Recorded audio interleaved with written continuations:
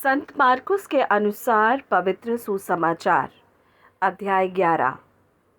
जब वे यरूशलेम के निकट जैतून पहाड़ पर बैतफगे और बैतनिय्याह के पास आए तो उसने अपने चेलों में से 2 को यह कहकर भेजा कि अपने समाने के गांव में जाओ और उसमें पहुंचते ही एक गदही का बच्चा जिस पर कभी कोई नहीं चढ़ा बंधा हुआ तुम्हें मिलेगा, उसे खोल लाओ।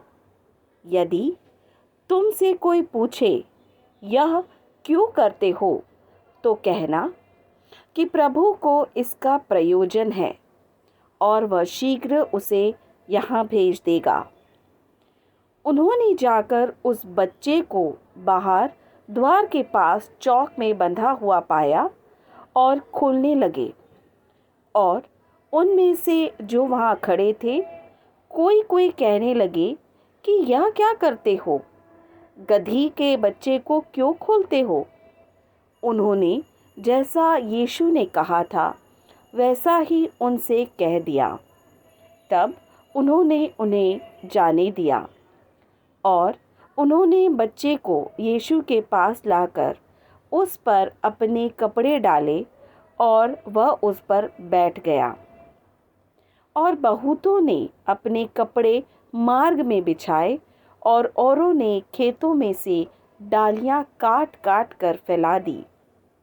और जो उसके आगे आगे जाते और पीछे पीछे चले आते थे पुकार पुकार कर कहते जाते थे कि होशाना, धन्य है वह जो प्रभु के नाम से आता है। हमारे पिता दाऊद का राज्य जो आ रहा है धन्य है। आकाश में होशाना।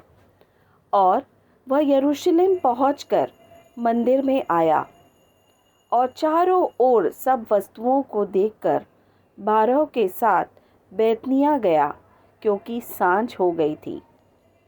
दूसरे दिन जब वे बैतनिय्याह से निकले तो उसको भूख लगी और वह दूर से अंजीर का एक हरा पेड़ देखकर निकट गया कि क्या जाने उसमें कुछ पाए, पर पत्तों को छोड़ कुछ ना पाया, क्योंकि फल का समय ना था। इस पर उसने उससे कहा, अब से कोई तेरा फल कभी ना खाए। और उसके चेले सुन रहे थे। फिर वे यरूशलेम में आए और वह मंदिर में गया और वहाँ जो लेन देन कर रहे थे उन्हें बाहर निकालने लगा और सराफों के पीढ़े और कबूतर के बेचने वालों की चौकियाँ उलट दी और मंदिर में से होकर किसी को बर्तन लेकर आने जाने न दिया।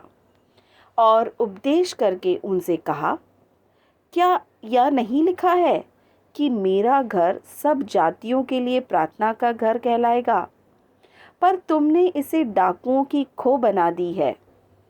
यह सुनकर महायाजक और शास्त्री उसके नाश करने का अवसर ढूंढने लगे, क्योंकि उससे डरते थे, इसलिए कि सब लोग उसके उपदेश से चकित होते थे। और प्रतिदिन सांझ होते ही वह नगर से बाहर जाया करता था। फिर भोर को जब वे उधर से जाते थे तो उन्होंने उस अंजीर के पेड़ को जड़ तक सूखा हुआ देखा। पतरस को वह बात स्मरण आई और उसने उससे कहा, हे रब्बी, देख, यह अंजीर का पेड़ जिसे तूने श्राप दिया था सूख गया है। यीशु ने उसको उत्तर दिया कि परमेश्वर पर विश्वास रखो।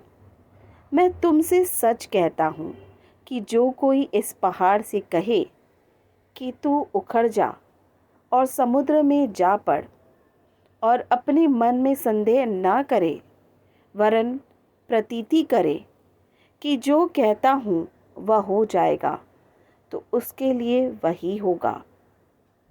इसलिए मैं तुमसे कहता हूँ कि जो कुछ तुम प्रार्थना करके मांगो तो प्रतीति कर लो कि तुम्हें मिल गया और तुम्हारे लिए हो जाएगा।